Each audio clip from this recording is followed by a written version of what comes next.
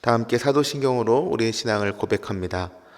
전능하사 천지를 만드신 하나님 아버지를 내가 믿사오며 그 외아들 우리 주 예수 그리스도를 믿사오니 이는 성령으로 잉태하사 동정녀 마리아에게 나시고 본디오 빌라도에게 고난을 받으사 십자가에 못 박혀 죽으시고 장사한 지 사흘 만에 죽은 자 가운데서 다시 살아나시며 하늘에 오르사 전능하신 하나님 우편에 앉아 계시다가 저리로서 산자와 죽은 자를 심판하러 오시리라.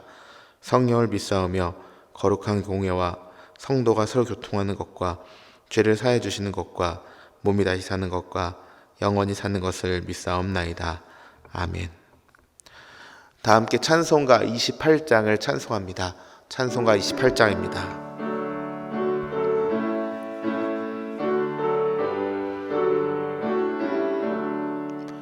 복의 근원 강림하사 찬송하게 하소서.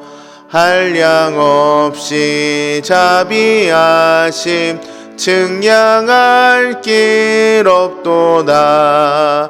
천사들의 찬송가를 내게 가르치소서. 구속하신 그 사랑을 항상 찬송합니다. 주의 크신 도움받아 이때까지 왔으니 이와 같이 천국에도 이르기를 바라네. 하나님의 품을 떠나 죄에 빠진 우리를 예수 구원하시려고 보혈을 여주셨네. 주의 귀한 은혜 받고 일생 빚진 자 되네. 주의 은혜 삭을 내사 나를 주께 매소서. 우리 마음은 연약하여 범죄하기 쉬우니 하나님이 받으시고 천국인을 지소서. 아멘. 오늘 함께 은혜 받으실 말씀은 아모스 2장 4절부터 16절까지의 말씀입니다. 아모스 2장 4절부터 16절까지의 말씀. 우리 한 목소리로 함께 읽도록 하겠습니다. 여호와께서 이와 같이 말씀하시되 유다의 서너 가지 죄로 말미암아 내가 그 벌을 돌이키지 아니하리니 이는 그들이 여호와의 율법을 멸시하며 그 율례를 지키지 아니하고 그의 조상들이 따라가던 거짓 것에 미혹되었음이라. 내가 유다에 불을 보내리니 예루살렘의 궁궐들을 사르리라.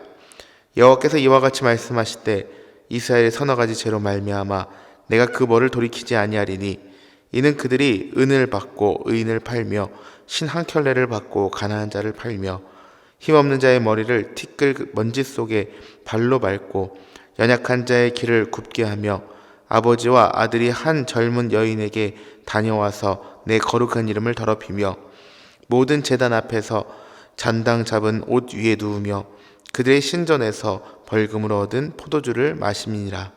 내가 아모리 사람을 그들 앞에서 멸하였나니 그 키는 백향목 높이와 같고 강하기는 상수이 나무 같으나 내가 그 위의 열매와 그 아래의 뿌리를 진멸하였느니라.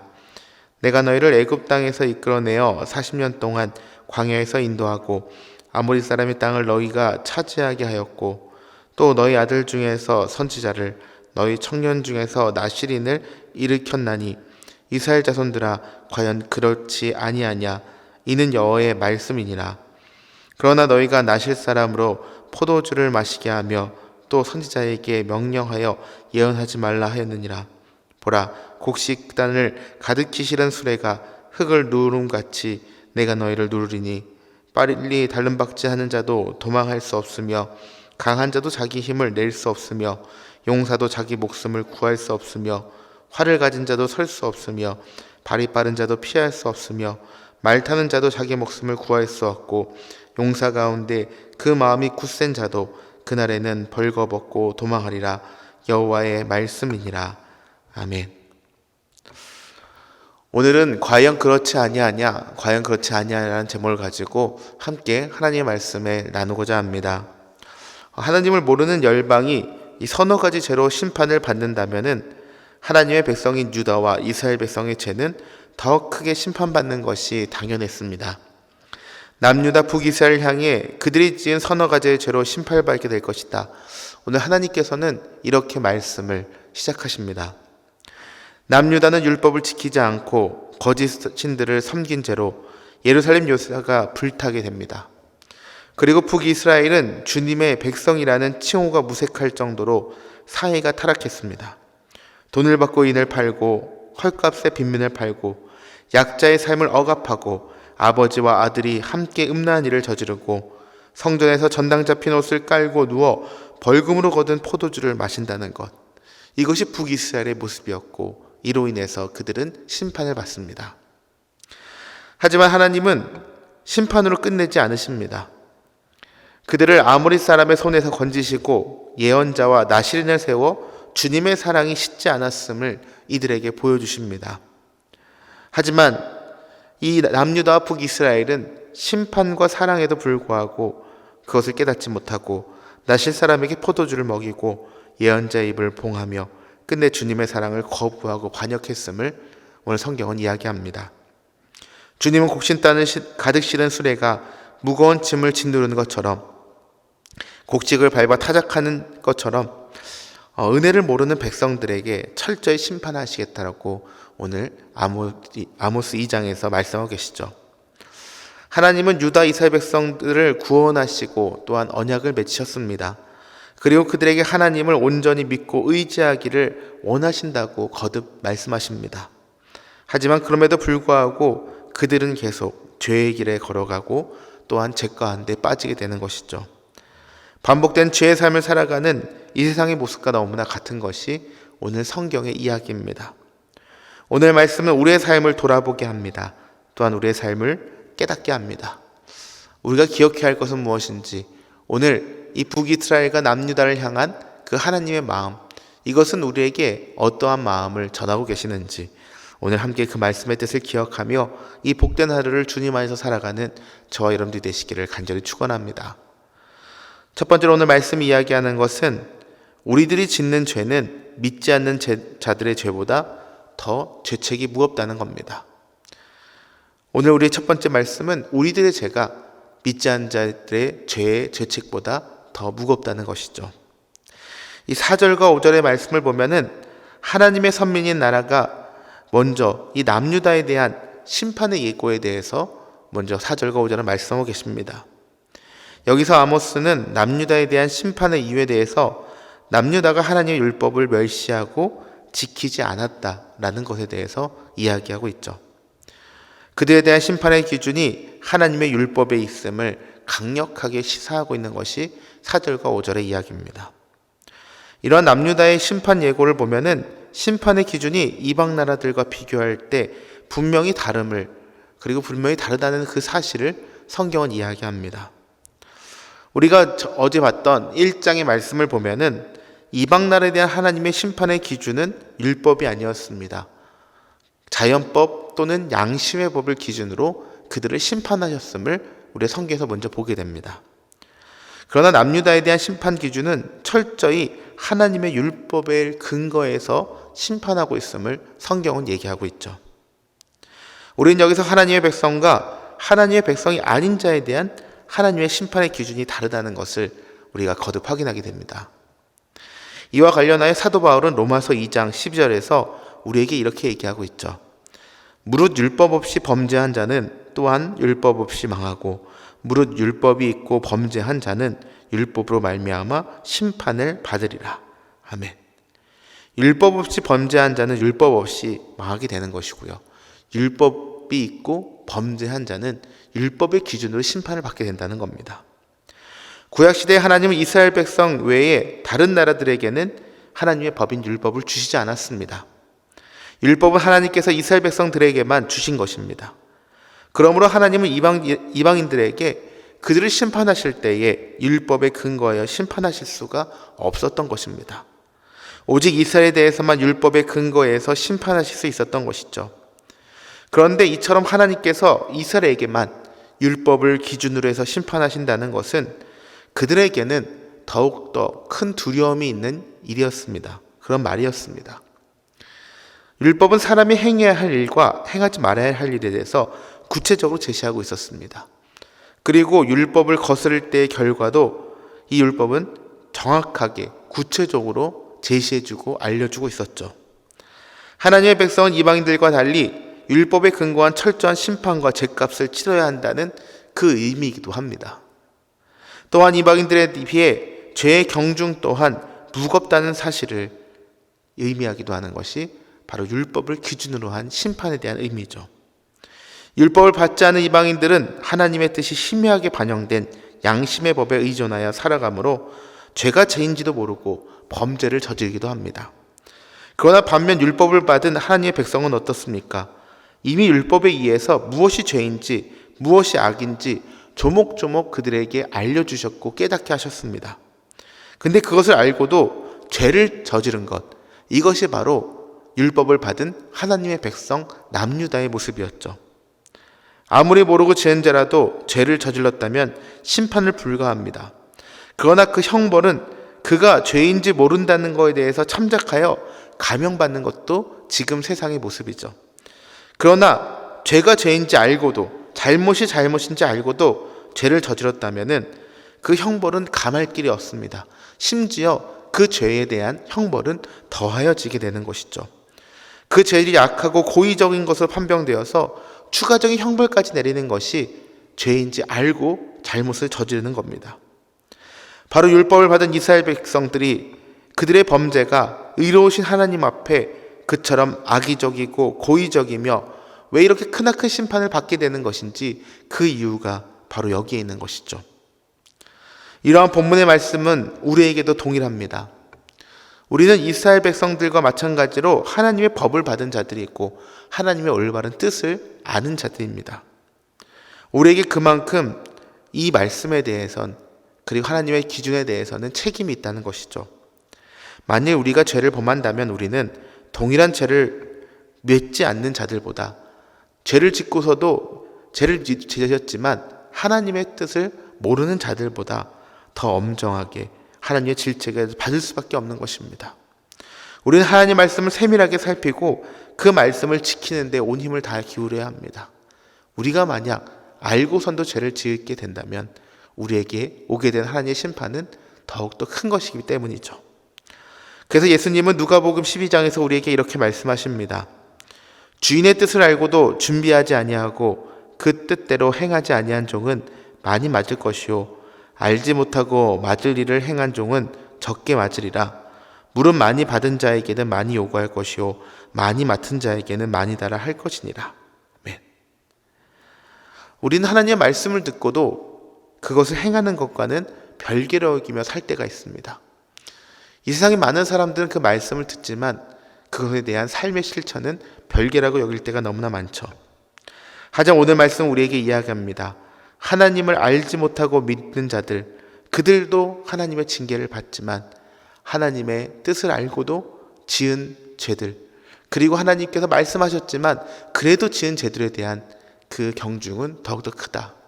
우리가 하나님의 뜻을 알고 있다면 우리는 그 죄를 짓지 않도록 더욱더 이 세상에서 하나님의 말씀을 지켜 행하는 삶을 살아야 한다라고 이야기하고 있습니다. 이 경고의 말씀, 이것을 우리의 마음에 새기고 하나님의 말씀을 듣는 것, 아는 것에 그치는 것이 아니라 그 말씀을 하나도 빠짐없이 지키는 삶을 사는 우리 모두가 되어야 될 줄 믿습니다. 오늘 하루도 하나님께서 우리 가운데 말씀을 허락해 주십니다. 하나님의 뜻과 기준점을 허락해 주십니다. 그것은 그냥 우리 가운데 글로써 전해진 것이 아니라 우리의 삶에 이루어야 되는, 지켜야 하는 하나님의 온전한 뜻인 줄 믿습니다. 그 하나님의 말씀을 온전히 지켜 행하고 하나님의 은혜와 축복 가운데 거하는 삶을 살아가는 저희 여러분들이 되시기를 간절히 축원합니다. 두 번째로 오늘 말씀이 우리에게 전하는 것은 하나님의 은혜를 기억하는 것이 바로 자비와 긍휼의 삶의 출발점이라는 겁니다. 하나님의 은혜를 기억하는 것이 자비와 긍휼의 삶의 출발점이 됩니다. 오늘 말씀 10절에서부터 11절에 보면은 이 북이스라엘의 무자비함과 대조되는 하나님의 자비하심, 곧 이스라엘에게 베푸신 하나님의 은혜와 자비에 대해서 오늘 성경은 이야기합니다. 이스라엘을 향한 하나님의 자비로운 행위는 이스라엘의 출애굽 당시로 거슬러 올라갑니다. 하나님은 애굽에서 노예 생활을 하는 이스라엘 백성들을 아무런 조건 없이 구원해 주셨습니다. 또한 그들이 광야 생활을 하는 40년 동안 아무것도 없는 광야에서 그들을 먹이셨고 입히셨으며 낮에는 해에 밤에는 그 추위 속에서 그들을 보호해 주셨죠. 또한 각종 짐승들과 도적들로부터 이스라엘 백성들을 안전하게 보호해 주셨던 것이 바로 하나님의 모습입니다. 뿐만 아니라 하나님은 그 키가 백향목 높이와도 같고 강하기가 상수의 나무 같은 아모리 사람들을 가나안 족속 땅에서 몰아내고 그 땅을 이스라엘 백성들에게 주어 기업을 삼게 하셨다라고 오늘 성경은 이야기하고 있죠. 하나님은 그들 중에서 선지자와 나시인을 일으켜 바른 길로 인도하게 하셨으며 하나님의 온전한 그 은혜가 이들 삶 가운데 넘칠 수 있도록 하나님은 보호해 주셨습니다. 이 말은 무엇입니까? 이스라엘이 된 것은, 이들이 이렇게 살 수 있었던 것은 전적으로 하나님의 은혜와 자비의 결과라는 것이죠. 이스라엘은 하나님의 은혜와 자비가 없었다면 존재할 수조차 없었던 민족입니다. 70년밖에 되지 않았던 사람들을 애굽으로 인도하셨고 그곳에서 큰 민족을 이루게 하시며 다시금 땅을 허락하시고 나라를 세우게 하셨던 하나님의 뜻, 이런 하나님의 은혜와 자비의 결과물이 바로 이들의 삶의 모습이라고 해도 과언은 아닙니다. 그런데 이스라엘 백성들은 이 사실을 잊고 있었습니다. 그렇기에 하나님은 오늘 성경 속에서 당신이 이스라엘에게 베푸신 자비를 다시금 깨닫게 하죠. 그러면서 이스라엘 백성들에게 이렇게 말씀하십니다. 과연 그렇지 아니하냐? 내가 이렇게 너희들에게 사랑을 베풀지 아니하였느냐라고 반문하고 계시는 것이죠. 그들은 자기의 과거, 현재 모든 것이 하나님의 자비와 은혜의 결과물임을 깨달아야 했지만 망각하고 있었습니다. 자신들이 현재 상태에 이르기까지 실상 아무것도 한 것이 없었으나 그들은 그 모든 것이 자기들의 능력과 노력의 산물이라고 여기며 살았던 것이죠. 이들이 이처럼 하나님의 자비와 은혜를 망각한 결과가 무엇입니까? 오늘 앞에서 보는 것처럼, 오늘 성경 속에서 보는 것처럼 무자비한 삶, 냉혹하고 이기적인 삶으로 그들의 삶은 변화되고 그러한 잘못된 길로 들어서게 됩니다. 그리고 그 결과는 너무나 자명한 결과가 나타나게 되는 것이죠. 우리도 마찬가지입니다. 우리가 지금까지 살아온 모든 삶, 그리고 현재 소유한 모든 것이 하나님의 은혜와 자비의 산물임을 안다면 그로 인해 감사하고 하나님이 우리에게 베푸신 것처럼 우리 또한 남에게 베푸는 것을 주저하지 않게 됩니다. 이는 과거와 현재를 책임지시는 하나님의 그 자비와 긍휼과 그 은혜에 따라서 우리의 미래까지도 책임지실 것을 우리가 알기 때문에 우리는 이러한 삶을 살 수 있다는 것이죠. 오늘 함께 찬양했던 것처럼 복의 근원 되신 그 하나님이 우리의 과거도 현재도 미래도 이끌어 주시고 지금까지 지내온 것 주의 은혜임을 고백할 때 우리가 나아갈 길, 달려갈 길을 주님께서 인도하신다는 것도 우리가 믿을 수 있다는 것입니다. 그러나 이를 알지 못하고 인정하지 않는다면 우리의 과거와 현재 이 모든 것들이 다 우리의 공로이며 자신의 수고와 노력의 결과라고 생각하게 됩니다. 그런 삶을 살게 되면 어떻게 됩니까? 자신이 잃은 모든 것, 자기의 수고의 노력이기 때문에 그 결과를 나눌 필요가 없다고 생각하는 것이죠. 그렇게 생각하는 이들은 미래에도 역시 불안정한 삶을 살게 되는 것이고 불확실한 삶을 살게 되는 것입니다. 그 결과 미래에 대한 대비에 대해서 내일을 맞이하려는 수단과 방법을 가리지 않고 평안한 삶이 아닌 혈안이 되는 삶, 자기 것을 챙기려는 삶을 살게 되는 것이죠. 그런 그들에게 있어서 타인에 대한 자비와 긍휼은 사치가 되고 낭비로 여겨집니다. 무자비한 삶, 긍휼도 이래도 없는 메마른 삶이 되는 것이 너무나 당연한 것이죠. 이러한 것이 바로 오늘 성경에서 보여줬던 북이스라엘의 모습이었습니다. 그런데 이러한 모습이 비단 성경 속에서만 이야기가 아닌 것이죠. 우리도 나의 나된 것이 하나님의 자비의 결과물임을 알지 못한다면은 우리의 삶 가운데 세상을 향한 자비의 손길, 사랑의 손길은 베풀 수 없습니다. 세상 사람들 가운데 많은 사람이 왜 내가 힘써 수고하고 노력하고 얻은 것을 남에게 자비로 베푸냐고 말하는 이들이 있습니다. 그리고 이렇게 말하는 사람들은 세상 사람들 중에만 있는 것이 아니라 우리도 마찬가지라는 것이죠. 이것은 어쩌면 우리를 인도하신 그 하나님, 그 은혜의 손길을 잊고 살아가는 모습과 같다는 겁니다. 사람은 누구도 하나님의 은혜와 자비 없이는 살아갈 수 없으며 이룰 수 있는 것이 하나도 없습니다. 물론 무엇인가를 이루고 많은 재산을 모으고 특별한 지위에 있는 사람들은 그곳에 서기까지 더 많은 수고와 노력을 하였을 겁니다. 하지만 그럼에도 불구하고 분명한 것은 그들에게도 하나님의 자비와 은혜가 없었다면 절대 그 일을 이룰 수 없었다는 것이죠. 그런 점에서 우리는 모두 하나님의 은혜와 자비에 빚진 자들입니다. 지금 우리가 이 자리에 있는 것도, 평안한 삶을 사는 것도, 하나님을 믿고 예배할 수 있는 것도 다 하나님의 은혜에 빚졌기 때문에 가능한 것이라는 거죠. 우리는 하나님의 은혜와 자비를 받아 누리고 있으며 하나님에 대한 빚진 자임을 알고 인정하며 우리의 삶을 살아가야 합니다. 이제 연말이 되고 세상에는 더욱더 우리의 사랑이 필요할 때입니다. 예수 그리스도의 오심을 기억하며 살아가고 기다리는 이 대림절의 절기, 우리는 예수 그리스도의 사랑과 희생, 그리고 이 땅에 우리를 위해 구원하러 오신 그 하나님의 모습, 그 예수 그리스도의 모습을 기억하며 이 땅에 그 은혜에 감사하며 사랑을 나누는 것이 바로 이 대림절의 의미입니다.